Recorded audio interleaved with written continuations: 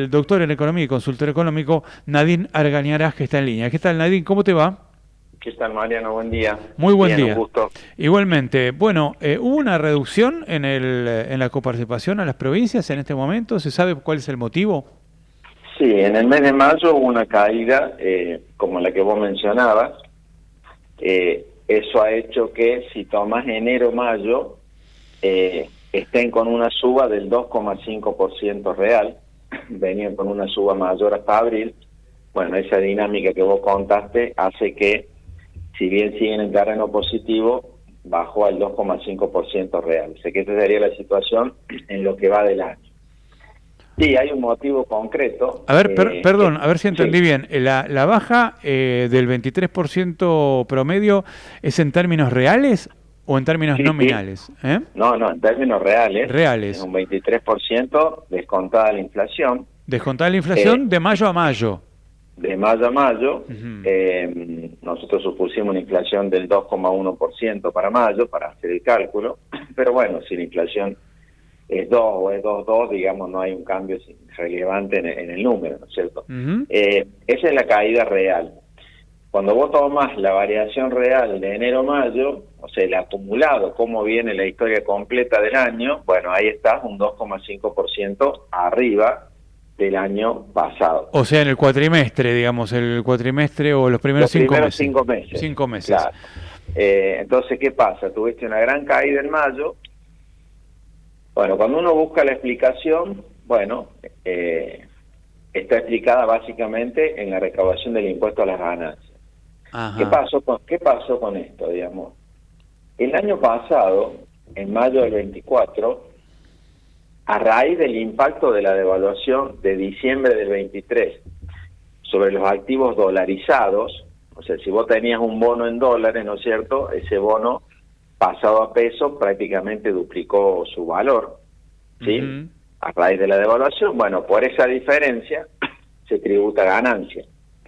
Entonces los bancos principalmente tuvieron un gran pago de impuestos a las ganancias a raíz de esta cuestión que te acabo de mencionar. Ujú. ¿Eso que hizo que vos recaudaras prácticamente el doble que lo que venías recaudando? Te fuiste a unos 8 billones de pesos, siendo que habías cobrado en el 23 4 billones, 4,4 billones. Y tuviste la recaudación histórica más grande del impuesto a la ganancia en mayo. Eso pasó en el 24. Ujú. Dado que eso obedecía a una cuestión puntual, como la que estamos comentando, era obvio que eso no se iba a repetir este año. Era obvio, digamos, no había ninguna manera de esperar un impuesto a la ganancia similar, al menos para nosotros. Entonces, el punto es cuánto esperábamos que cayera. Nosotros esperábamos una caída del orden del 20 al 25% de la recaudación de Ujú. ganancia. Y bueno, los números que anticipó la Dirección Nacional de Asuntos Provinciales con la coparticipación el viernes nos da una caída del orden del 40% real. O sea, la cuestión no es la caída, sino que es una mayor caída a la esperada.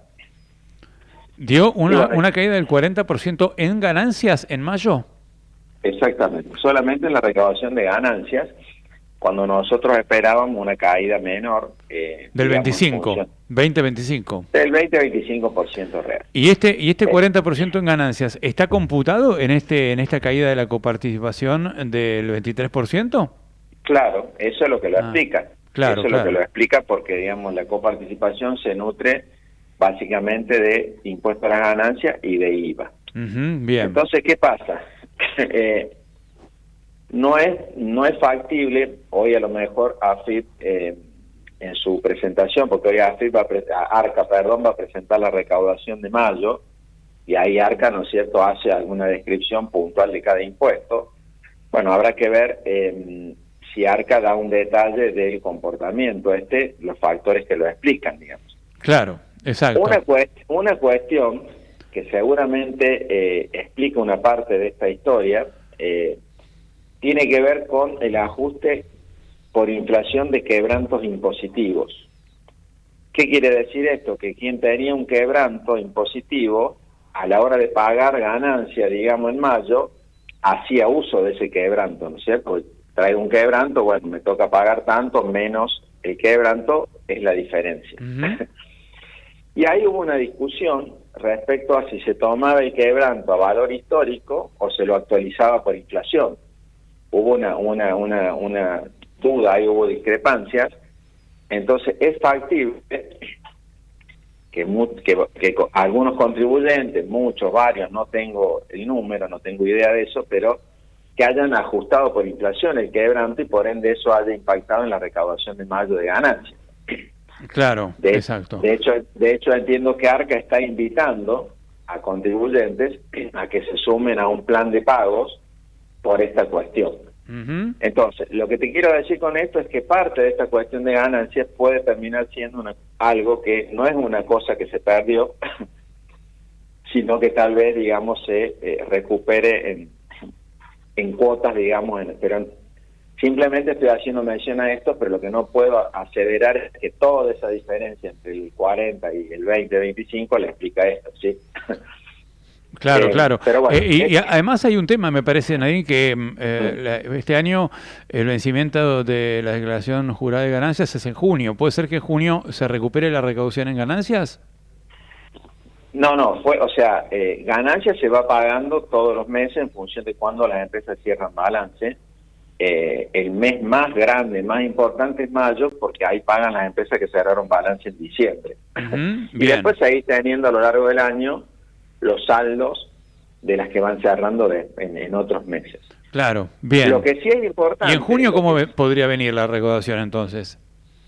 Bueno, ahí hay dos cuestiones con junio. En junio, ¿qué pasa? En junio pagan el primer anticipo de ganancias las empresas que cerraron balance en diciembre, en medio lío esto, ¿no?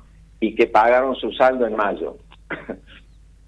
Y el gobierno cambió los anticipos, digamos, los porcentajes de los anticipos se cambiaron, no te inciden en todo lo que resta del año, pero hay algunos meses que se cambiaron. Entonces, yo creo que hoy bueno, por eso lo que hay que ver es, y ojalá FIP hoy Arca dé un mayor detalle de esto, porque eso va a permitir un poco mirar para adelante, ¿no es cierto? Claro. Para saber, bueno, a ver, esto puntual, ¿me afecta el flujo o no me afecta el flujo en materia de ganancias? Hoy es muy difícil, sin tener el dato de mayo, es muy difícil hablar de junio, ¿sí? En ese caso yo prefiero tener toda la recaudación de mayo y ahí sí uno puede hacer algo de junio. Pero hay otro punto importante. Un segundo. Sí, a ver. Es el tema de la recaudación de IVA, porque también la recaudación de IVA está teniendo un componente negativo en este año, que es importante tenerlo claro.